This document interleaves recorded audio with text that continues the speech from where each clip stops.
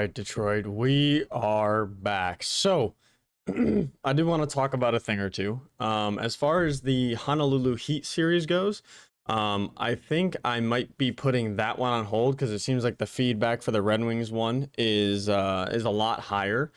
So, I am going to continue with the Red Wings. This will go back to being daily. And then I've got some ideas, so I'm gonna drop a couple videos throughout the week as second videos like I did with this one at 3 p.m. So keep an eye out for those. Those are going to be interesting. I'll give you guys a sneak peek at the first one, or kind of like a hint at the first one. It is going to be in franchise mode, and it's also going to be with the Red Wings, but I am going to take one of their Stanley Cup teams, make all the players rookies, and see how well that team does. There's going to be a couple added rules. Let me go ahead and lower this. There's going to be a couple added rules, like I'm probably going to have to turn salary cap off for the entertainment purposes so that we can actually keep our players, but keep an eye out for that one. That one's probably going to be coming out soon. So there's the update. Now, as far as this actual series goes, I do have our scouts already sent out. As far as those trades that I was talking about, I'm not sure if we're going to do any to start the season. Having Edvinson up there with Sider, Hannafin, Palika, I mean, it's not great, but I don't think it's automatically a losing team by any means. We have crazy offensive firepower, so I think I'm going to stick with the lines the way they are right now. I definitely want Raymond up on that first line. He could potentially be getting, 40 goals a year if we were playing him up with these two guys. So we'll see how it goes. If it seems like we're not scoring enough goals, we'll probably go DeBrincat up for Raymond. Leave Raymond on that second line. I really want to see what Larkin and Gavin can do for getting someone some goals. Other than that, I think we are all good to go. And also Gavin gets to play with the two veterans right here of DeBrincat and Larkin. So I like how this is set up right now. We've got Sprong on that third line. I'm wondering if I want to move him up above Iafallo, just because Iafallo is a two-way forward. We would have Raymond as a two-way forward and Casper as a two-way forward. Get a sniper on that line. So potentially moving him around like that, I think wouldn't be a bad option. So I think I'm going to start the year like this. Sprong with Raymond and Casper. And then Iafallo, Tomasino, Barabanov, Gavin, Larkin, DeBrincat, Anderson, Dolan, Deneau, and Berggren. As far as our defense goes, I think we need to start focusing on defense because we're really lacking back there. But we're gonna try it out like this: DeBrincat, Larkin, Gavin, Sprong, Casper, Raymond. Realistically, I would love a playmaker down the middle here, but he's got great puck skills, just not actual playmaker player style. But I think it should still work out. I don't see us having any struggles on offense. I think defense is where we're actually going to have our struggles. I will also say that I will recap this. I know we looked at it at the end. Saros has dropped to an 87. He's still starting goalie role, potential starter. Kosa, on the other hand, elite medium. Starting goalie. I would hopefully like to see Kosa get at least like 30 games this year. That would be ideal. Maybe get him up to an 85, 86 so that when Saros starts to drop off, we still have that decent goalie. But that is pretty much all of my preamble for the video. I'm going to go ahead and edit this really quick. All right, so we shouldn't be getting any more trades. Let's go ahead and get up to October 1st here. I'm going to reassign the scouts and we'll be right back. All right, so we have our scouts sent out. Let's go ahead and get up to the regular season here. Now, I'm not exactly sure what to expect out of this year. I know we've got our, Daniel Sprong is back. It should have been a same game injury, so I shouldn't have to do anything. The only thing I'm worried about is our defense. I don't know if we have the stud defense to get us to win a Stanley Cup this year. I guess we'll have to wait and see. Let's go ahead and get into the first month of simulation. I don't think goal scoring is going to be an issue for us. I think it's going to be keeping the puck out of the net that's going to be a struggle. Through the first month, there you go. We're 5-1-1. We scored 4, 4, 5, 3, 5, 5, and 8. So probably the best goal scoring team so far. Lucas Raymond has 11 points on that second line with 11 assists. So I don't think being down there on the second line is hurting him too much. Let's go ahead, and I do just want to see where we're sitting at. It's obviously only 7 games, but that was an insane amount of goals. Our goals for per game is sitting almost at 5. So that's kind of crazy. As far as games played goes, the reason the points are so skewed in this division, actually, I mean, the Tampa Bay Lightning are 8-0. They haven't lost a game yet, so they're definitely a great team. But other than that, I mean, both of these teams have 2 more games played than us, so that's about where we would be sitting, is right in between there. Now, the Canadians are actually 7-1-1, so they have a good start. But, I mean, 4.86 goals for per game is definitely amazing. As far as our goals against, that's what I was worried about that being so high. But if we're scoring goals like that all the time, I'm not going to be too worried about it. So let's go ahead and just keep getting into simulation. We'll go up to that November 11th deadline for the scouting. We'll go ahead and get those sent back out, and we will be on our way. So what do we got here? We got St. Louis, Chicago, Anaheim, Florida, Ottawa. Okay, so the Florida-Ottawa games we definitely want to get some points out of. We definitely want 5-2 loss and oh, yikes. 2 regulation losses in division is not that great. Luckily, the Ottawa Senators and the Florida Panthers are the worst teams in our division, so we're not too worried about them catching us. 7-3-2 is sitting at 16 points. We obviously still have one of the best divisions in the NHL. The Lightning are 10-2, so it's going to be hard to win our division, but it shouldn't be that bad getting in the playoffs. Lucas Raymond at 17 points in 12 games. Not looking too bad. I do want to see we're 12 games in. That top line doesn't seem to be doing what I want them to be doing, so we might switch Raymond and DeBrincat. Yeah, I'm thinking we're going to switch them because the top line of Gavin, DeBrincat, and Raymond are minuses right now. Whereas the second line of Raymond, Casper, and Sprong are all pluses.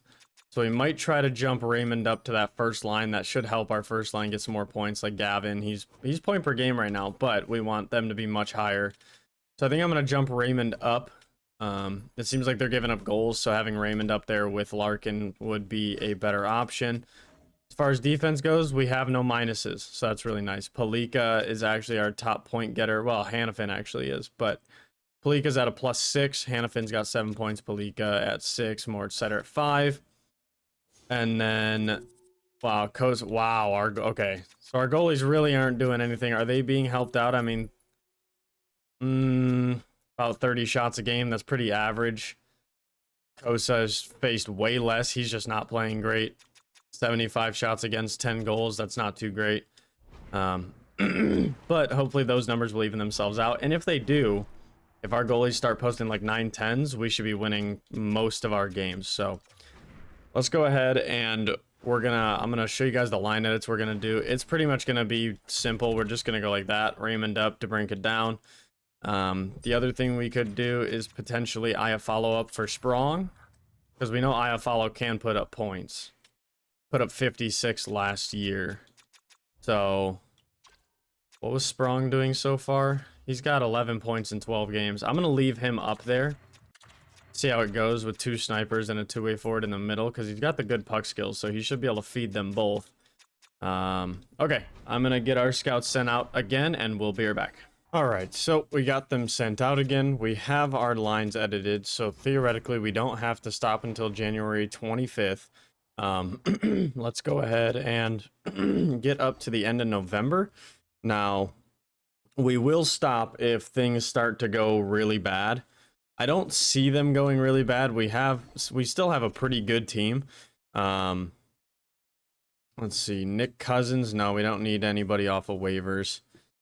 We're 14-6-2, so not a bad 22 game stretch. We'll take a look at the stats again. Lucas Raymond up at 32 points in 22 games, so he's definitely having himself a good year. I want to see if these guys, so now Casper, Sprong, and DeBrincat are minuses, so is the minus following DeBrincat no matter where he goes? Because if that's the case, I'm just going to trade him. Get a true second liner and get a better defenseman, maybe.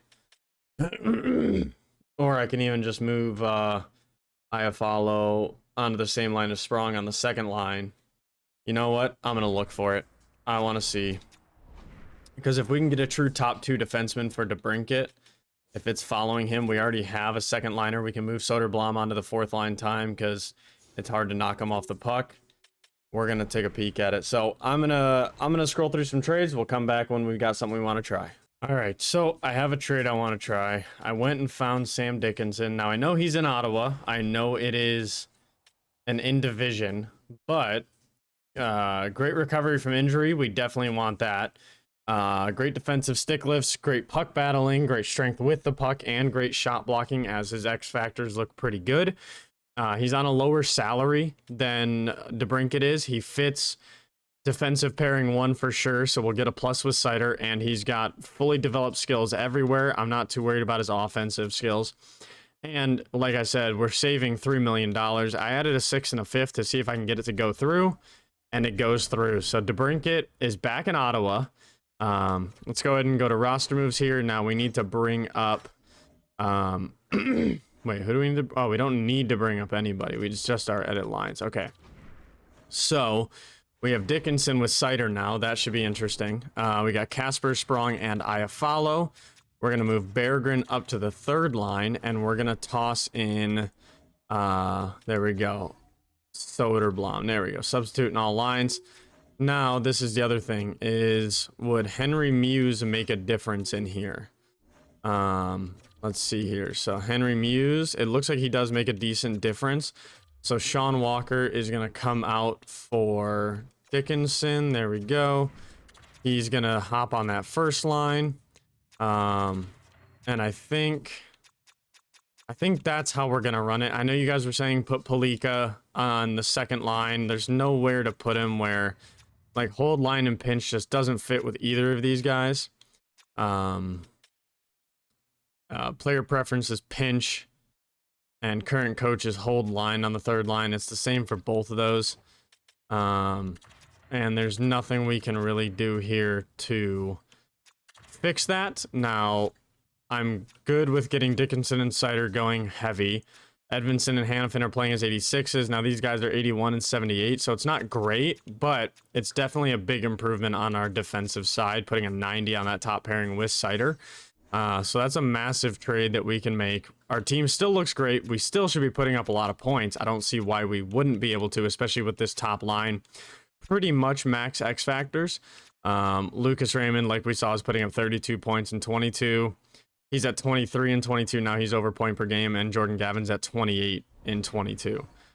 So I'm not too worried about our point production. I don't think that's going to drop at all from moving him. So DeBrincat had some good time served here, but I think we need that added defense to help out our potentially falling off goalie. Now we can go ahead and get up to, let's go ahead and do one more month here. We're 14, 6 and 2. I expect this to be a good month for sure. We don't need Will Butcher. Let's see what we got here. 3-0 loss. I mean, that's all right. We're going to have games where we don't score much. 3-2 loss. Noah Hanifin has been injured with a lacerated arm.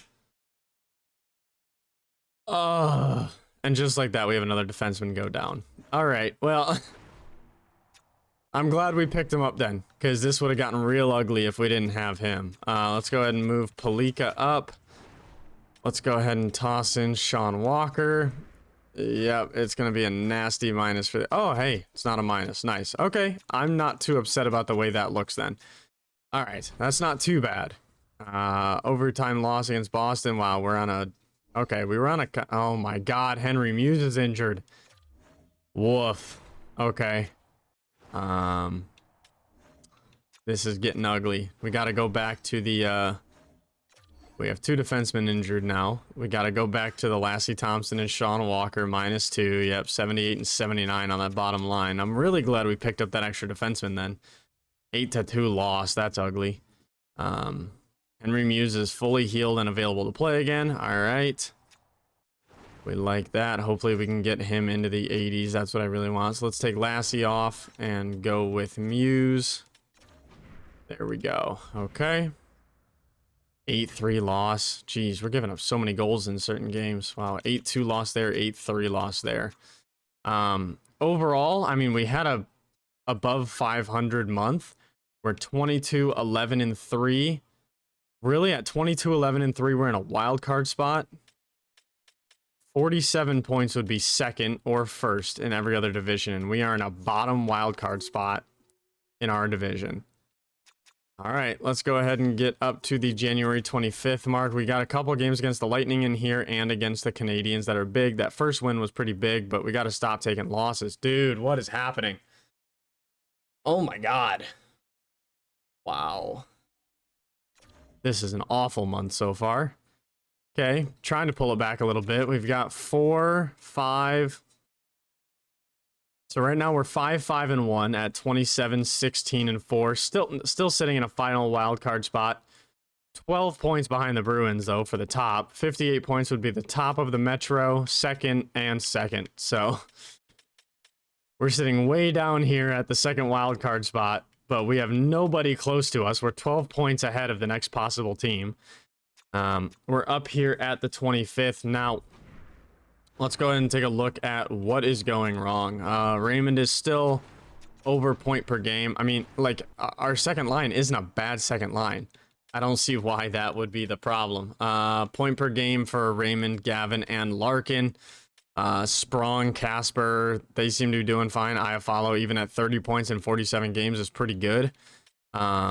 Cider's sitting there with a plus 22 with 33 points. That's really nice. I'm assuming it's happening back here. Dude, we just don't have it. We don't have a goalie above a 900 save percentage. Yeah, UC Saros is really dropping off. So do we just want to move on and use Kosa? And if it's crap, it's crap. And hopefully we still make the playoffs. I mean, he's 21-12-3. No, we can go ahead and... Oh, he's lost pretty much every X factor. Ooh, that might get ugly. Yeah, that hurts a little bit. That hurts a little bit. All right, well, there you go. I mean, in our last 10, we're 4-5-1, which ain't too great, but we are here up at January 25th. We're in the new year, 2029. I will leave it to you guys. You guys let me know down in the comments what you think the best move for this team would be. And I will catch you guys in the next video when we finish up this year and potentially, hopefully, make a playoff run. See you guys then. Peace.